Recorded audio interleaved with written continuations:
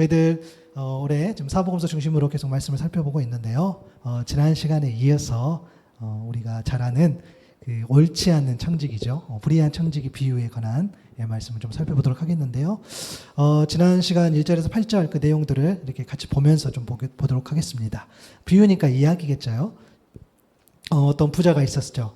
자신의 일을 도맡아서 대신할 처리할 그 청지기가 한 명 있었습니다. 그런데 주인에게 이 청지기가 재산을 낭비한다고 하는 그런 이제 고발이 들어온 거죠. 그래서 곧 해고가 될 위기에 놓여 있습니다.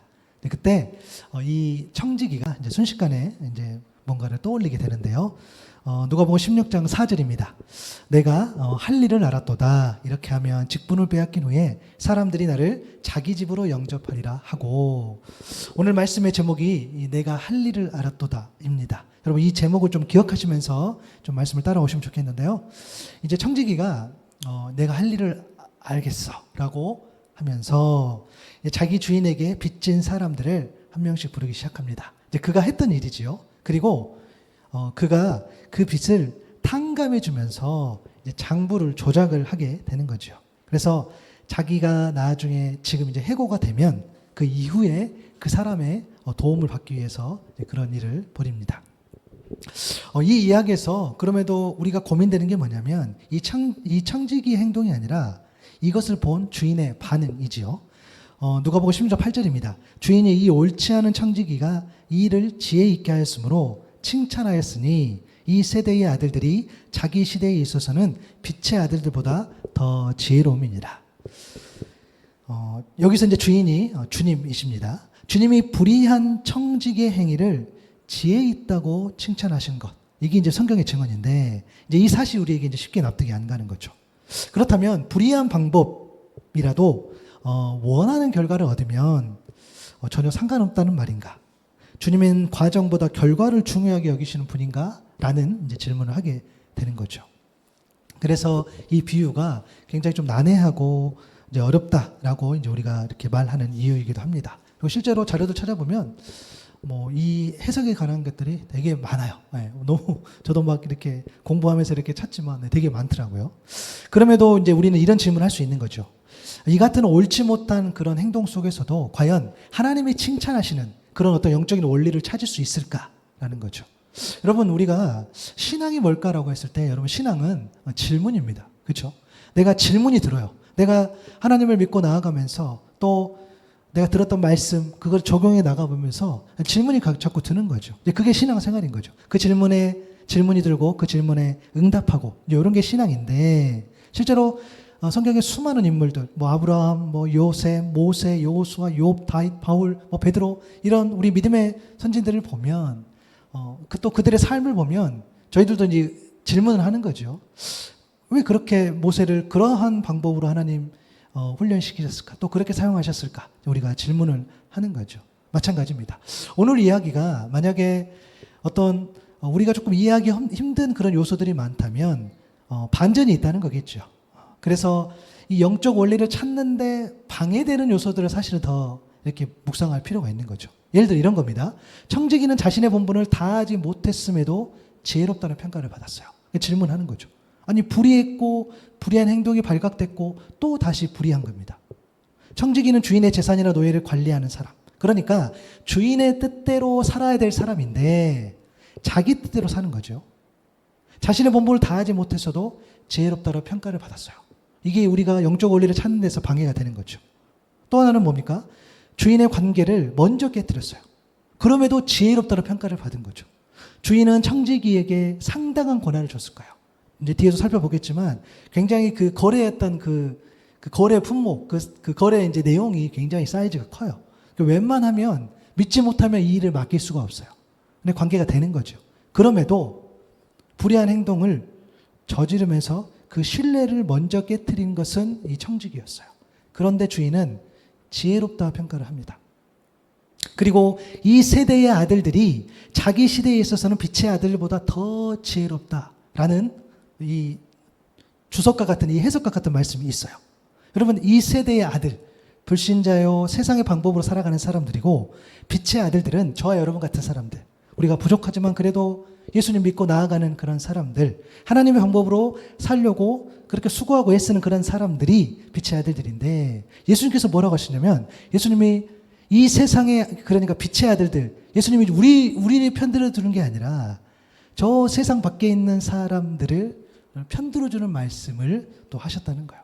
이게 우리가 이 영적 원리를 찾는 데 있어서 방해가 될 수 있겠죠.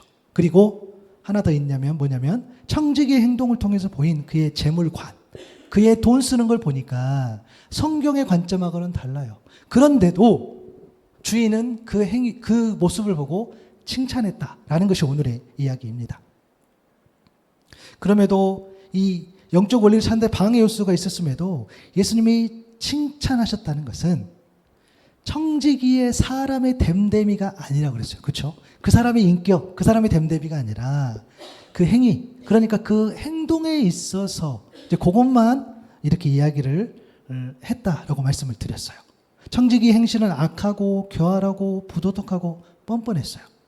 그가 불의하고 옳지 못한 일을 행한 것이 분명히 드러났어. 그래서 지금 해고 통보를 받는 거죠. 그런데 실제로 또 주인도 그 청지기의 그 불순종한 그 행위를 그 행위에 대해서 인정하는 거죠. 그렇죠? 잘못했어. 그것에 대해서 예수님께서 또 주인께서 그 인격이나 됨됨이를 옳다고 하지는 않았어요.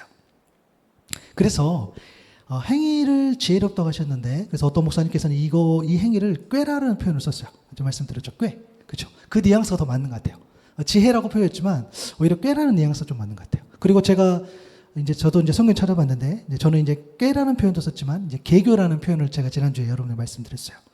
요리조리 헤아려 보고 생각해낸 꾀가 바로 개교. 이게 이제 우리말 사전 뜻인데, 제가 이제 그 부분 원어를 좀 살펴보니까 특별히 악하거나 불법적인 일을 계획할 때 쓰는 그 말. 그래서 우리가 그 찬송가 88장이었죠. 내 진정 사모하는 그 2절을 보면, 시험을 당할 때에 악마의 교교를 즉시 물리치사 날 지키시네. 그 개교.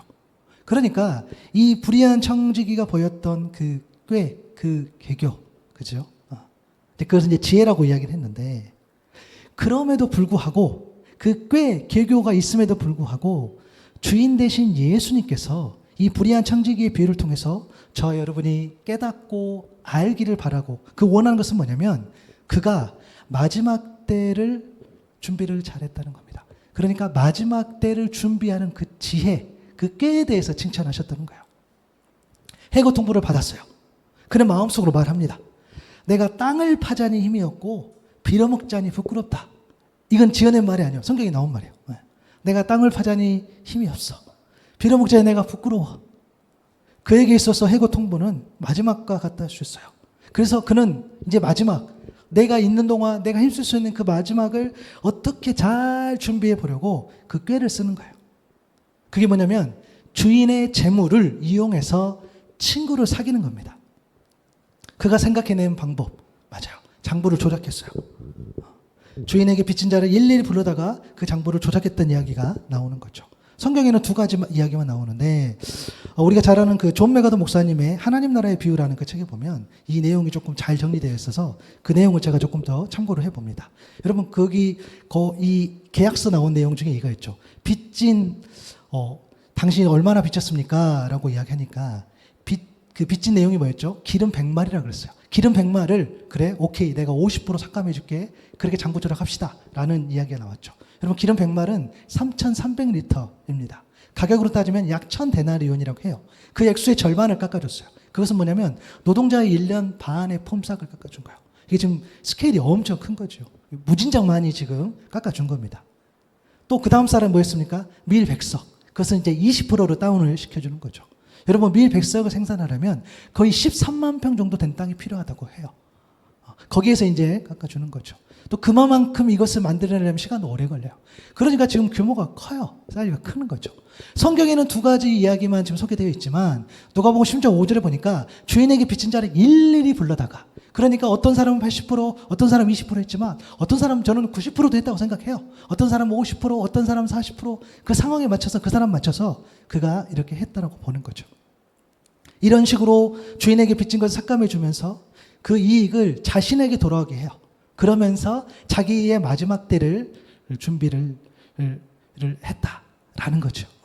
그래서 어떤 학자는 어떻게 해석하냐면 이게 너무 크니까 양이 크니까 주인의 원금은 그대로 두고 이자만 그렇게 삭감하지 않았냐라고 해석도 해요. 일리는 있어요. 그렇죠? 워낙 이게 많다 보니까 그러니까 이 청지기가 주인의 원금은 놔두고 그 이자만으로도 뭐 어떻게 해서 그래서 지혜롭게 칭찬받은 거 아니야라는 해석도 있습니다. 물론 저도 개인적으로 다 동의하지는 않지만 뭐 그렇게도 해석도 하기도 합니다. 그러니까 이 지금 장부 조작한 것은요, 여러분 정확히 말하면 이런 거겠죠. 도움이 필요한 누군가에게 도움을 줍니다. 그리고 다시 그 도움을 돌려받는 건데 그 구조를 만든 거예요. 그러니까 이 청지기가 이런 거죠. 도움을 줬어요. 근데 그 사람이 나를 도와줄 수도 있고 안 도와줄 수도 있어 라고가 아니라 도움을 준 사람은 반드시 그 사람이 나한테 도움을 줄 수 있게끔 그가 그렇게 이 구조를 만들어낸 거죠. 그래서 장부를 조작하고 막 했던 이야기를 우리가 볼 수 있는 거예요. 그러니까 이 모습을 주인이 보고 말을 한 거죠. 야, 이 꾀가 대단하다. 이 계고가 대단하다. 이 지혜가 대단하다. 그가 그 자리에서 그렇게까지 이렇게 하는구나라는 거죠. 누가복음 10장 8절에 보니까 주인이 이 옳지 않는 청지기가 이를 지혜 있게 하였으므로 칭찬하였으니 이 세대의 아들들이 자기 시대에 있어서는 빛의 아들들보다 더 지혜롭다라고 이야기했어요. 여러분 그 말이 뭐겠습니까? 믿지 않는 자들도 이렇게 지혜를 발휘해서 자기의 마지막 준비를 하는데 너희 믿는 자들은 어떻게 너희들도 그러면 그렇게 지혜를 발휘하면서 살아가고 있느냐라는 그런 반문인 거죠. 여러분 저희도 한번 마지막 때를 한번 이야기를 한번 해볼까요? 우리가 이제 종말론이라는 표현을 쓰지요. 세상의 마지막에 관한 이야기. 굉장히 포괄적인 이야기이긴 한데요. 사실 종말론 뭐 이렇게 마지막 때 이야기하면 되게 부담스럽습니다. 그렇죠? 잘 몰라서도 부담스럽고 그리고 그때가 굉장히 멀어요. 좀 신비로운 이야기인 것 같기도 하고 현재 우리가 살아가고 있을 때는 먼 나중에 일어날 법한 일 그리고 죽음 이후에 일어날 법한 일 그렇게 인식하기 때문에 다소 현실적이 못하다는 느낌을 받기도 해요. 저도 개인적으로 또 종말에 관한 이야기를 잘 하지 않는 편이기도 합니다. 왜냐하면 저는 이제 개인적인 고백인데 제가 오늘 우리 주님과 내가 오늘 구원받을 자격이 되고 내가 믿음으로 우리 주님과 깊이 교제하고 있다고 한다면 나중에 무슨 일이 일어나도 나의 구원은 이미 확정이 되었으니 내가 생각한 것 그 이상의 일들이 일어나겠죠. 그래서 사실 더 좋아요. 무슨 일이 일어나도 더 좋은 것만 일어나겠죠. 라고 좀 생각하는 편이기 때문에 지금 당장 오늘에 조금 더 집중해서 살아가는 또 그런 어떤 예배자로서 그런 또 개인적인 또 고백도 하게 되는데요. 어찌됐든 그 마지막. 그런데 여러분 성경이 말하는 마지막은 예수 그리스도를 믿는 믿음이 보장하는 그래서 확증하는 바로 영원한 생명이라는 거예요. 우리가 신앙생활을 해요. 그러니까 우리의 육신의 죽음이 끝이 납니다. 그렇죠. 나죠. 그런데 우리 육신의 죽음의 끝이 아닌 거죠. 육신의 생명은 영원한 생명으로 나아가는 그런 과정에 불과하는 겁니다. 여러분 만약에 정말 육신의 생명이 이 육체의 생명에서 끝난다고 한다면 우리 예수 믿는 사람들은 불쌍한 사람이 없어요. 정말 우리는 불쌍한 사람들. 정말 이 땅에서 우리의 죽음이 여기서 마지막이라면 이후에 우리 주님께서 말씀하신 그런 영원한 나라, 영원한 생명이 없다면 저 여러분만큼 불쌍한 사람이 없어요. 왜 예배드려? 그러면 그냥 주어진 생명만큼 즐기고 말지라는 생각이 드는 거죠. 이제 그것을 믿지 않고 그것을 인정하지 않기 때문에 세상에 많은 사람들이 마치 이 땅에서의 생명만 있는 것처럼 살아가고 있는 거죠. 요한복음 여러분 3장 16절 여러분 너무나 잘 아는 말씀. 하나님이 세상을 이처럼 사랑하사 독생자를 주셨으니 이는 그를 믿는 자마다 멸망하지 않고 영생을 얻게 하려 하심이라. 여러분 이 말씀이 그렇게 많이 인용이 돼요. 이 말씀이 늘 암송이 되고 늘 이 말씀이 좀 잊혀질만 하면 요한복음 3장 16절 또 나오고 아마 교회를 안 다니는 사람도 이 말씀을 알지도 몰라요. 여러분 이 말씀이 이렇게 많이 인용이 되고 있어요. 예수님이 오신 이유가 정말 너무나도 선명하게 드러나 있어요.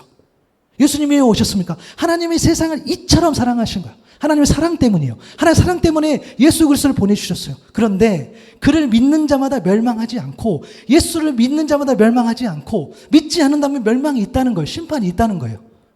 그래서 영생을 얻게 하려 하십니다. 그런데 예수를 믿는 자로서 영원한 생명, 왜 여러분 영원한 생명이 우리에게 있어야 되겠어요? 영원한 나라, 그 하나님의 초소, 하나님은 영원하신 분, 그 하나님과 영원토록 우리가 교제하는 것, 그것이 우리가 하나님 나라의 본질이잖아요. 그래 우리가 영원한 생명이 있어야 되겠죠. 그 영생. 그래서 우리의 마지막은 정말 영원한 나라, 영원한 생명이 될 수 있다는 거예요.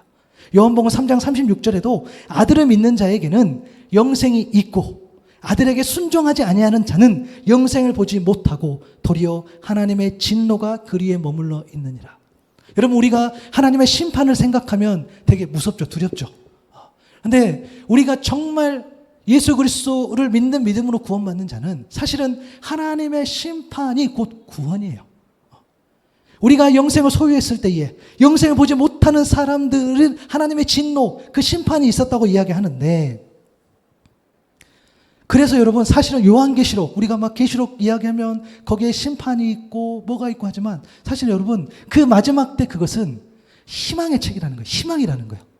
예수님 오셔야죠. 당연히 우리가 구원받는데 마지막 그 주님께서 오셨을 때, 다시 오신 그 주님 오셨을 때 우리가 온전한 평안을 누릴 건데, 그래서 심판이 곧 구원, 같이 가는 개념이에요.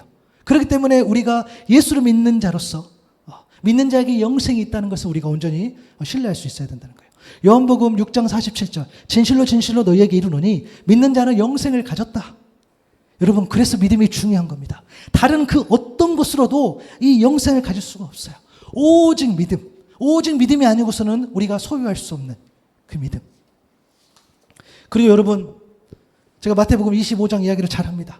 마지막 때에는요, 저와 여러분은 반드시 구분되어져요. 이건 어쩔 수가 없어요. 여러분들이 이 땅에서 하나님 뜻대로 살았어요. 혹은 살지 못했어요. 그래서 하나님께 평가하시겠죠. 그러나 내가 잘났든 못났든 업적을 냈든 안 냈든 그거 이전에 우리는 반드시 구분되어진다는 거예요. 그게 마태복음 25장에 31절, 33절 나오는 내용이에요.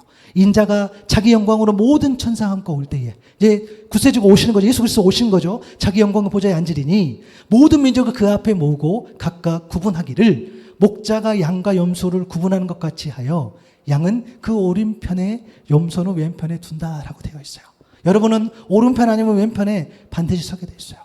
그러면서 주님 뭐라고 말씀하셨냐면 오른편에 있는 양에게 창세로부터 너희를 위하여 예비된 나라를 상속받으라 라고 이야기를 하세요. 예비된 나라, 곧 영원한 생명을 소유한 하나님의 백성이 영원토록 거할쳐서 하나님 나라이겠죠. 그렇기 때문에 우리는 때가 되면 우리의 믿음을 통해서 영원한 생명으로 나아가는 줄로 믿습니다. 그것이 마지막이라는 거예요. 그런데 이 땅을 저와 여러분 살아가지요. 그런데 우리는 믿음이 있음에도 영원한 생명을 믿지 못하고 마치 이 세상 나라가 마지막인 것처럼 이 땅에 매여서 빛의 아들들이 아니라 이 세대의 아들로 여전히 세상의 방법으로 살아가고 있다는 거예요. 야, 세상 사람도 세상의 이 세대의 아들들도 자기가 처한 그 자리에서 최선을 다해서 자기의 마지막을 준비하는데, 야, 너희는 도대체 어떻게 살아가고 있느냐라는 반문. 그렇게 우리가 이 말씀을 받을 수 있어야 된다는 거예요. 여러분 오해 없으시기 바랍니다.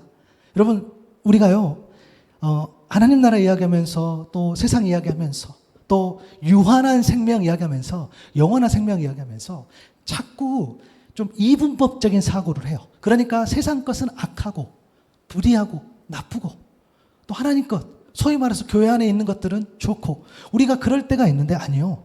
여러분 세상에 얼마나 유익하고 좋은 것들이 많아요. 여러분 배울 것이 얼마나 많습니까? 믿지 않는 자들의 선행, 믿지 않는 그들의 어떤 그런 고귀한 그런 인격들, 좋은 방법들 여러분 많아요. 어쩌면 세상이 더 깨끗할 때가 있어요. 어쩌면 세상이 더 정직할 때가 있어요. 어쩌면 세상이 더 아름다울 때가 있어요.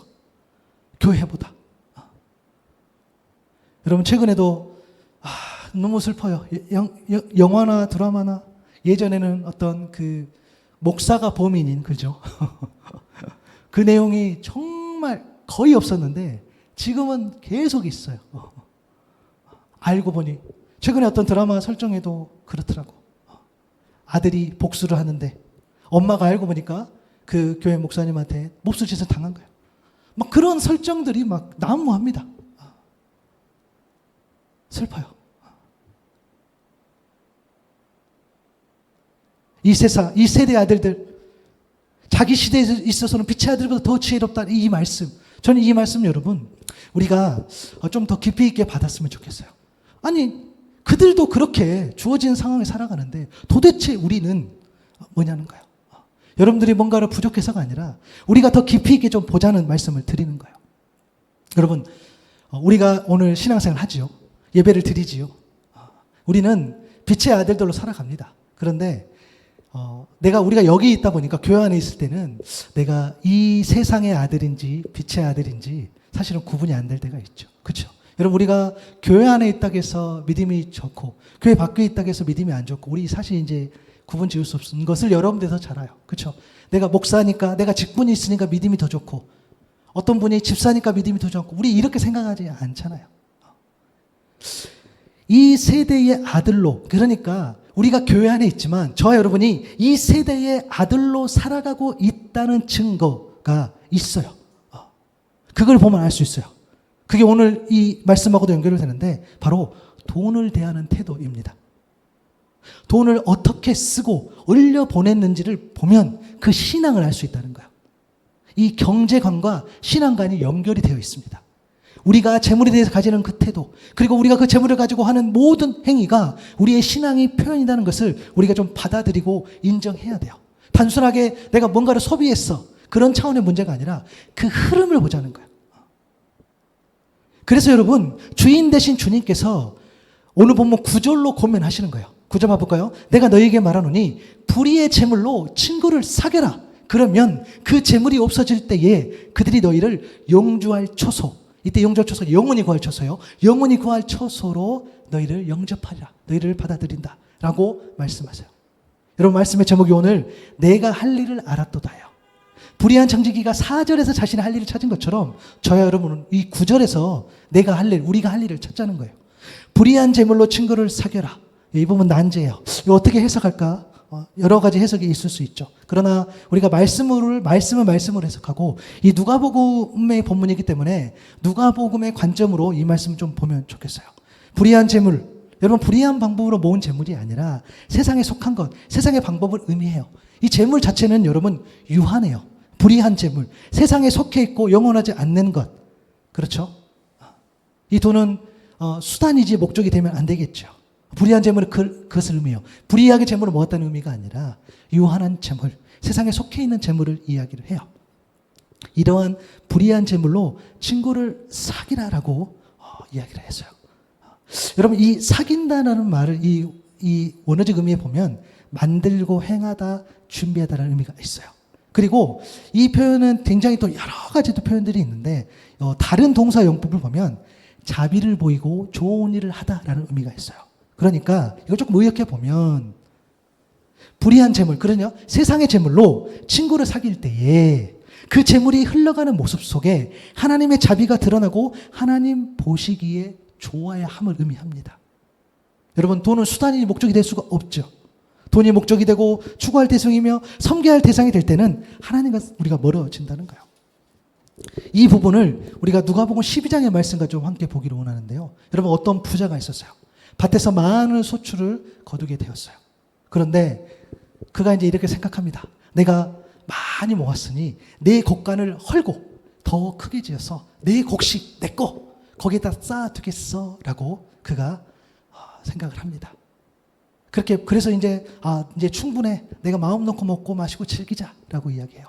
그러니까 누가복음 12장 20절 21절에 예수님 말씀 뭐라고 나오는지 아십니까? 그러나 하나님께서 그에게 말씀하셨다. 표준 세번역 버전이에요. 어리석은 사람아 오늘 밤에 내 영혼을 내게서 도로 찾아갈 것이다. 그러면 내가 장만한 것들이 누구의 것이 되겠느냐? 자기를 위해서는 재물을 쌓아두면서도 하나님에 대하여 인색한 사람은 바로 이와 같이 될 것이다. 여러분 하나님이 원하시는 그 재물에 관련된 것은 뭐냐면 오로지 자기만을 위해서 재물을 쌓지 않는 것이고 하나님께 인색하지 않는 거예요. 이것이 성경이 말하는 재물관인 거죠. 또 누가복음 12장 29절 30절을 보니까 너희는 무엇을 먹을까 무엇을 마실까 하며 구하지 말며 근심하지도 말라. 이 모든 것은 세상 백성들이 구하는 것이라. 너희 아버지께서는 이런 것이 너희에게 있어야 할 것을 아시느니라 라고 말씀하셨어요. 여러분 하나님이 원하시는 건 뭐냐면 여러분이 또 제가요 원하는 만큼 재물을 구하고 또 그 재물 때문에 막 근심하는 것, 그게 아니라 하나님이 나에게 가장 필요한 만큼 재물을 주신다는 그 사실을 믿는 것입니다. 하나님의 공급을 온전히 신뢰하는 것, 이것이 성경이 말하는, 우리 주님께서 말하는 그런 재물관인 거예요. 내가 막 필요할 때 구해요. 맞아요. 필요할 때 구해야 되겠죠. 그러나 그 본질, 그 본심에는 뭐가 있냐면, 내가 이만큼 필요하고 내가 이것이 원한다고 내가 하나님 앞에 구하지만, 맞아, 그럼에도 하나님은 나에게 가장 필요한 만큼 나에게 공급해 주실 거야. 이것을 믿는 믿음이라는 거죠. 누가복음 12장 33절에 보면, 너희는 너희 소유를 팔아서 자선을 베풀어라. 너희는 스스로를 위하여 낡아지지 않는 주머니를 만들고 하늘에다 없어지지 않는 재물을 쌓아두어라. 거기에는 도둑이나 조매패가 없다라고 되어 있어요. 여러분, 하나님이 원하시는 것은 하나님이 주신 재물을 잘 흘려보내므로 하늘의 재물을 쌓는 것. 그러니까 내 곳간이 아니라 하늘 곳간에 그 재물을 쌓는 거죠. 여러분, 그러면 하늘 곳간에 재물을 쌓아요. 내게 되게 추상적인 것 같아요. 도대체 하늘의 재물을 쌓는 게 뭘까? 여러분, 잠언 19장 17절에 보면, 가난한 자를 불쌍히 여기는 것은 여호와께 구워드리는 것이니 그의 선행을 그에게 갚아주시리라. 아멘. 여러분, 하늘의 재물을 쌓는 것은 뭐죠? 가난한 자를 불쌍히 여길 때 하나님이 그것을 기억하시고 갚아주신다는 거예요. 그것이 하늘의 상급이라는 겁니다. 그러면 여러분 질문할 수 있어요. 제가 가난한 자를 도왔어요. 그래서 내가 선한 일을 했어요. 내가 내 재물을 가지고 많은 일들을 섬겼어요. 그것이 하늘에 쌓은 상급이라고 했는데, 그러면 그것을 쌓았다면 그 증거가 뭡니까? 여러분 궁금하지 않으세요? 하늘에 내가 상급을 쌓은 것 같은데 그 증거가 뭘까라는 거죠. 여러분, 그 증거는요, 지금은 알 수 없어요. 여러분께서 맡겨진 그 재물 가지고 섬겼어, 뭐 어떻게 했어요, 그 흐름들 하나님 보시기에 아름답게 썼어요. 그런데 그것이 정말 하늘의 상급으로 쌓였는지는 지금은 알 수 없어요. 그러나 마지막 때에 알 수 있다는 거예요. 그것은 성경에서 약속해 주셨다는 거예요. 여러분, 아까 우리가 이야기했던 마태복음 25장에 저와 여러분이 양과 염소로 이렇게 나눠진다고 했어요. 그러면 근거가 있지 않겠습니까? 여러분 중에 누구는 양 오른편에 있을 것이고 어떤 분은 왼편 염소가 될 거예요. 여러분, 다 오른편에서 만날 수 있기를 바랍니다. 너무 웃기잖아요. 이렇게 보면서 여기 내 오른편인데 저쪽에 집사님, 목사님 거기 계시네요. 이거 너무 웃길 것 같아. 그렇죠? 여러분, 마태복음 25장 34절부터 40절에 보니까 그때 예수님이 한 이야기예요. 나오는 거예요. 내 아버지께 복받을 사람들이여 와서 창세로부터 너희를 위해 준비한 이 나라를 차지해라 라고 이야기하죠. 그때에 이 오른편에 있는 양에게 이렇게 얘기합니다. 야, 너가 내가 줄였을 때에 먹을 것도 주고 목마를 때 마실 것도 주고 나그네 돼서 영접했고 헐벗었을 때 입을 것 주고 병들었을 때 돌보아주고 감옥에 갇혔을 때 찾아줬어. 그래서 너희가 오른편에 있는 거야 라고 이야기를 하는 거죠.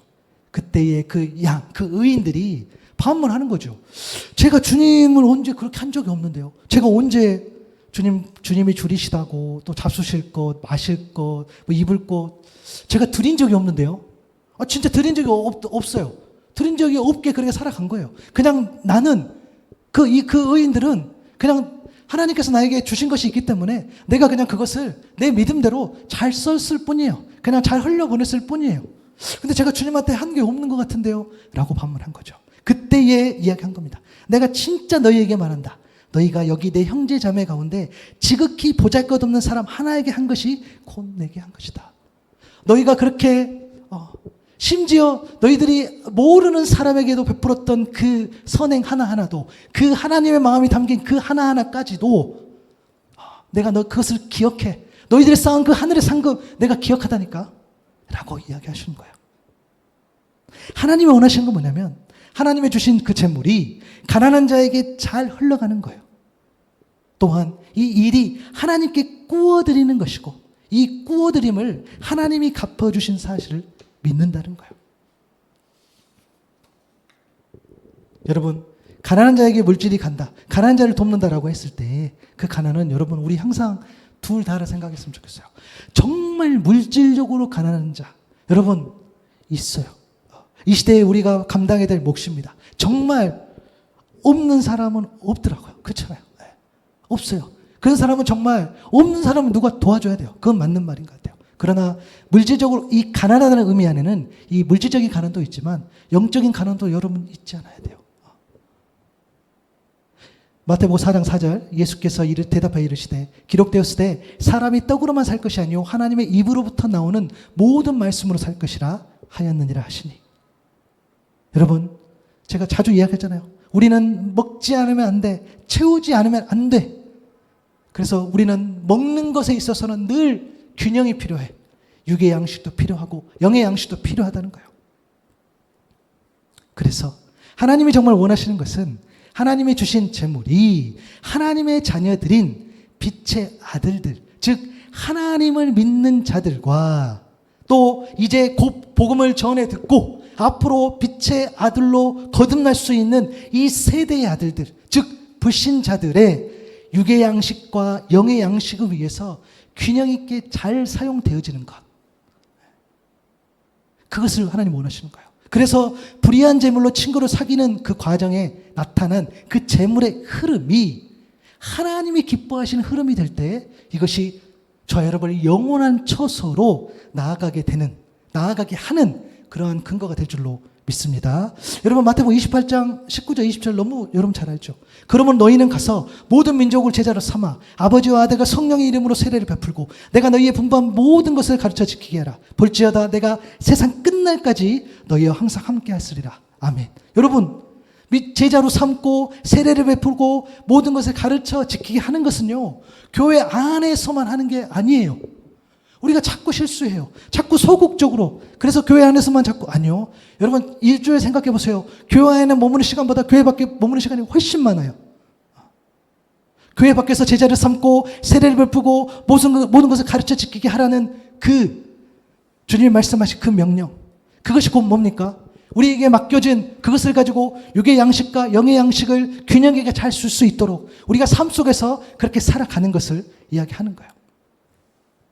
그래서 불의한 청지기가 불의 앞에서 자기의 최선을 다해서 지혜롭게 행동했듯이 저와 여러분은 불의한 청지기가 아니라 하나님이 기뻐하신 그런 선한 청지기가 되어서, 진짜 청지기가 되어서 주인이 기뻐하시는 그런 충성된 삶을 살아가는 것, 그것이 오늘 저 여러분이 해야 될 일주로 믿습니다.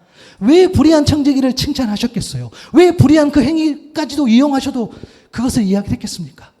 그들이 집요하게 마지막까지 그것을 붙잡고 자기가 원하는 것, 자기 곳간에 자기를 채우는 것, 그것을 보면서 저 여러분 우리는 내가 막연한 은혜, 우리 여러분 값싼 은혜죠. 그래 맞아, 하나님 다 알아서 해주시겠지, 하나님 나와 함께 해주시겠지 라는 그런 정말 연약한 믿음, 정말 그거 가지고 세상 나가면 금방 먹히거든요. 금방 흔들리거든요. 금방 세상 사람 똑같이 살아가거든요. 그러한 상황. 누가복음 16, 11절에 보니까 너희가 만일 불의한 재물에도 충성하지 아니하면 누가 참된 것으로 너희에게 맡기겠느냐. 하나님이 맡겨주신 재물, 이 재물에도 하나님이 원하시는 충성으로 반응하지 못한다면 어찌 하나님이 더욱더 참되고 가치 있는 하나님의 사역에 동참하게 하시겠느냐라고 반문하는 거죠. 여러분, 우리가 하나님의 선한 청지기로 살아갔을 때에 여러분 이거 하나는 진짜 기억하셨으면 좋겠어요. 여러분 선한 행동과 선한 청지기의 삶은 달라요. 다시요. 선한 행동을 하는 것과 선한 청지기로 살아가는 것은 다른 문제입니다. 여러분 돈을 효과적으로 잘 사용했어요. 돈을 효과적으로 잘 사용하는, 지금 돈 이야기를 하는 것은 뭐냐면 하나님께서 우리에게 맡겨주셨던 거죠. 그 청지기가 주인의 재물과 또 노예들을 관리하는 역할이었던 것처럼 우리가 하나님 앞에 선한 청지기로서 하나님이 맡겨주신 그 재물을 잘 사용해야지 우리가 본분을 다하는 건데, 그래서 돈을 효과적으로 잘 사용하면서 구제하고 봉사하고 섬기는 것이 너무 중요해요. 근데 여러분 그거 아십니까? 하나님이 그런 선한 행위를 용납하세요. 정말 세상에 정말 많은 사람들 돕고 기부하고 구제하고 섬김하고 이런 것들이 너무 많아요. 물론 우리 믿는 사람들 하는 것이 더 많아요. 알려지지 않은 것뿐이지. 저는 여전히 그렇게 믿고 있어요. 그리고 실제로 그래요. 그냥 알려지지 않을 뿐이지. 저 빛도 없이 값 없이 우리 수많은 선생님들 또 수많은 목회자들이 가지고 있는 거 그것까지라도 나누는 거 그거 저는 하나님께서 아신다고 봐요. 그러나 세상의 아들들도 그것을 구제하고 봉사하고 선한 행위를 한다는 겁니다. 실제로 해요. 하나님 그것을 용납하세요. 하나님 그것을요 싫어하실 이유가 없죠. 왜요? 그것을 통해서도 하나님의 뜻이 드러나고 하나님 마음을 알 수 있기 때문이에요. 그러나 그 행위가 구원의 조건이 아니라는 거예요. 오직 믿음으로만 구원받는 거예요. 그렇기 때문에 저와 여러분이 선한 청지기의 역할을 한다는 것은 정말로 지혜가 필요하다는 거예요. 단순하게 선한 행위로 자칫 잘못하면 마치 공덕을 쌓는 것처럼 마치 내가 선한 행위 100번 하고 2000번 하고 3000번 하고 10,000번 하고 그래서 저 10번 하는 것보다 내가 더 우월하다. 자칫 이렇게 될 수 있는 그런 어떤 행위들을 우리가 경계해야 되는 거예요. 그래서 우리가 지혜가 필요하다는 거예요.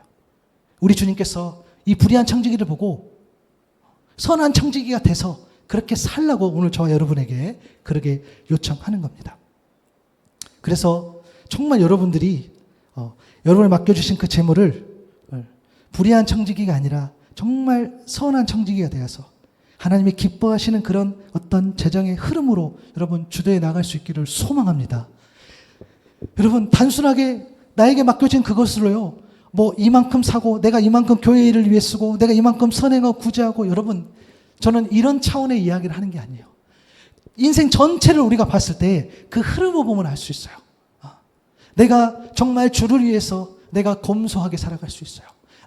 나는 못 먹여도 내가 때가 돼서 하나님께서 이것을 원하시는구나. 그러면 내가 못 먹더라도 어떤 때는 내가 베풀 때가 있어요.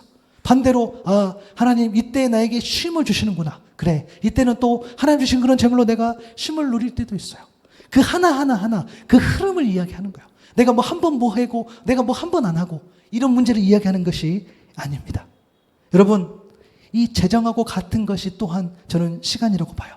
하나님이 청지기에 맡겨주신 것이 재정뿐만이 아니라 시간도 저는 거의 동일하다고 봐요. 이 재정만큼 중요한 것도 바로 시간입니다. 저희가 이 사역을 시작할 때에 저를 위해서 기도해 주시고 후원해 주시는 분들이 한국에도 있지요. 어떤 분들은 10,000원도 해주시고 어떤 분들은 20,000원도 해주시고 어떤 분은 기도해 주시고 어떤 분은 그 이상의 금액도 해주시면서 이 사역을 함께 해주세요. 감사하죠. 그렇기 때문에 오늘 여러분이 예배하는 이 장소가 세워진 거죠. 그런데 보시면 알겠지만 그분들은 정말 어떤 집사님 저한테 그러겠어요. 내가 가서 목사님을 돕고 싶고 내가 가서 같이 살고 싶은데 내가 갈 수 없어. 그래서 내가 마음을 담아서 이만큼이라도 보내 라고 하신 분이 있어요. 이 말 그대로 하신 분이 있어요. 그러면 그분은 보내주신 거죠. 재정을 흘러 보내신 거죠. 그러면 저는 그것을 받아서 제 시간을 드리는 겁니다. 이것을 말하는 거예요. 우리가 선한 청지기의 삶이 바로 그런 것이겠죠. 그래서 우리가 마지막 때에 이를 때까지 하나님 우리에게 시간을 허락하죠. 그때까지 정말 하나님이 원하시는 방법으로 우리의 재정과 우리의 시간이 잘 쓰여지는 것, 충성스럽게 드려지는 것이 바로 선한 청지기가 해야 될 본분이라는 거예요. 에베소서 5장 15절에서 17절까지 말씀. 그런즉 너희가 어떻게 행할지를 자세히 주의하여 지혜 없는 자 같이 하지 말고 오직 지혜 있는 자 같이 하여 세월을 아끼라. 때가 악하니라. 그러므로 어리석은 자가 되지 말고 오직 주의 뜻이 무엇인가 이해하라. 여러분, 때가 악하다는 말은 이 세대가 악하다라는 말로도 물론 이해할 수도 있습니다. 틀린 말이 아니죠. 이 세대가 악합니다. 동의합니다.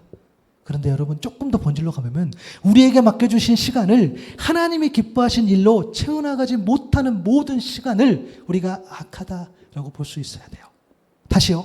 하나님이 우리에게 맡겨진 시간을 하나님이 기뻐하신 일로 채워나가지 못할 때 단순히 교회 경건 시간 많이 드리고 그런 차원의 문제가 아닌 거죠.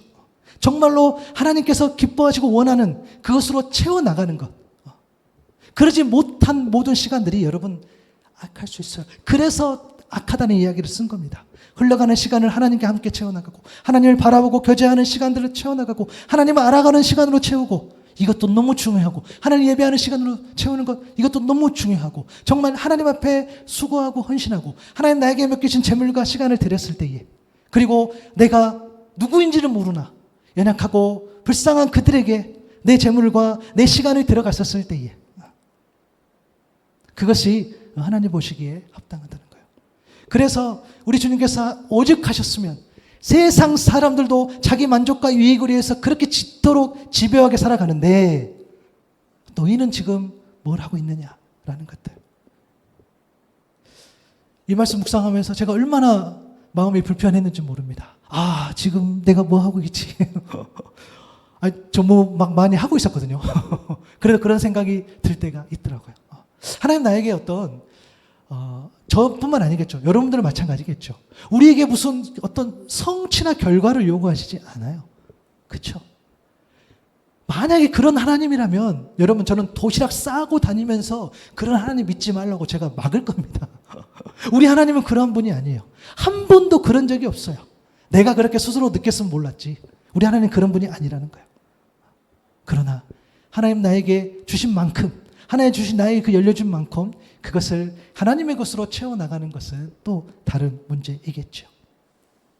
오늘 본문 마지막 13절입니다. 한 종이 두 주인을 섬기지 못한다. 그가 한쪽을 미워하고 다른 쪽을 사랑하거나 한쪽을 떠받들고 다른 쪽을 없이 여길 것이다. 너희는 하나님과 재물을 함께 섬길 수 없다. 그렇습니다. 여러분, 하나님의 선한 청지기의 정체성은 한 주인, 한 하나님을 섬기는 겁니다. 두 주인은 뭐였습니까? 하나님과 재물이겠죠. 하나님과 재물을 함께 섬길 수 없는 이유는 너무나도 분명해요. 가는 길이 다르요. 다르지요. 다르지 않겠습니까? 재물의 길은 사람을 죽이는 길이요. 하나님의 길은 사람을 살리는 길이기에 그 길이 다르다는 겁니다. 그 정체성. 맞아. 하나님 내 주인이시고. 그래서 제가 헌금 때도 늘 기도하잖아요. 우리가 물질의 주인이 하나님이라는 것을. 여러분, 오늘 이 말씀을 더 견고하기 위해서는 여러분이 인정하셔야 돼요. 뭘 인정해야 되나? 나의 재물관과 나의 신앙관이 연결되어 있다.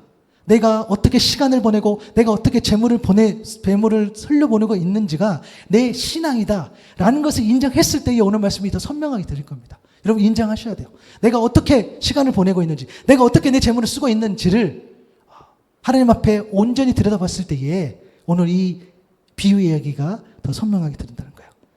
말씀을 정리하면서 여러분, 오늘 말씀의 제목이 내가 할 일을 알았도다입니다. 여러분, 여러분의 할 일을 아셨습니까? 예수님께서 불의한 청지기 비유를 통해서 저와 여러분이 깨달아 알고 배우길 원하는 것은 정말 그 마지막 때를 준비하는 지혜였어요. 그렇죠? 불의한 청지기가 준비한 마지막 때의 중심에는 자기 자신이 있었죠. 정말 자신의 안정과 유익만을 철저하게 생각해서 그 나름의 지혜를 발휘한 모습을 우리가 봤어요. 그러나 하나님을 믿는 빛의 아들들의 마지막 때의 중심에는 하나님이 있을 줄로 믿습니다. 오직 하나님만이 주실 수 있는 그 영원한 생명, 영생이 거기에 있는 거죠. 그러므로 하나님의 선한 청지기가 되어서 우리에게 주어진 재정과 시간을 하나님이 원하시는 대로 흘러가게 하는 것. 그것이 바로 우리가 영생을 얻는 그런 길이고 우리의 마지막이 되어야 할 것입니다. 여러분, 하나님이 여러분에게 각자에게 맡겨주신 재물과 시간이 있어요. 그것을 하나님을 믿는 자들, 그리고 이제 곧 복음을 전해 듣고 앞으로 믿게 될 그들, 육의 양식과 영의 양식을 위해서 균형 있게 잘 사용하는 그런 여러분 청지기의 삶이 될 수 있기를 바랍니다. 교회 안에서를 말씀드린 것이 아니에요. 교회 안도 필요하고 교회 밖에서도 필요한 거예요. 여러분 가정에서, 여러분 일터에서 내가 선한 청지기의 삶을 살고 있는지, 내가 불의한 청지기보다 내가 그들보다도 더 하나님 앞에 나아가는 그런 열심이 부족하지는 않은지 우리가 늘 점검할 수 있어야 된다는 거예요. 그런데 선한 행위가 아니라 하나님의 청지기의 삶은 다르다 그랬어요. 그 안에 여러분의 복음이 담기길 소망합니다. 그 안에 하나님의 사랑이 담기기를 소망합니다. 우리의 재정과 우리의 시간 안에 우리 하나님의 복음을 담아서 그것을 잘 흘러가게 하는 것이 오늘 저와 여러분에게 주신 그 할 일입니다. 여러분 그러한 삶이 될 수 있기를 바랍니다. 그런 의미에서 여러분들이 예배를 드리고 또 여러분들이 주일마다 드리는 그 헌금, 저는 정말 잘 흘러가고 있다고 생각해요. 여러분들이 많이 드릴 수도 있고 적게 드릴 수도 있어요. 그것은 몰라요. 목회자가 재물 이야기하는 것에 대한 부담이 있을 수 있어요. 그러나 오늘 제가 용기를 내서 이야기합니다. 여러분 하나님 앞에 드리는 거 여러분이 믿음대로 저는 그 드리는 것이 흘러가면 돼요. 여러분 예를 들어서 하나님 생명교회에 재물이 많이 쌓였다고 가정해 볼게요. 많이 쌓이나 적게 쌓이나 여러분 똑같아요. 왠지 아세요? 어차피 흘러갈 거니까. 어차피 흘러가요. 제가 하나님 앞에 이 사역을 시작할 때 기도했어요. 하나님 만약에 정말 재정 때문에 일이 멈추면 그러면 하나님 하지 말라고 하는 것으로 제가 알겠습니다. 거기에 대한 은혜가 있어요. 그래서 누군가 헌금해 주시면 아내하고 그래요. 야 큰일 났다. 누가 또 헌금하셨다. 그럼 우린 또 뛰는 거야. 여러분 그러는 거잖아요. 그러니까 여러분 하나님 앞에 드리는 것에 대해서 여러분 정말 믿음을 다해서 정성을 다해서 정말 하늘의 상급을 쌓으세요. 정말 저는 여러분들이 그러한 삶이 되길 바라요. 그래서 여러분 우리 마주보면 안 돼요. 마태복음 25장의 상황이 있을 때 저기에 누가 있으면 안 돼요. 우리는 한 곳에 있어야 돼. 오른편에. 오른편에서 꼭 만날 수 있기를 바랍니다.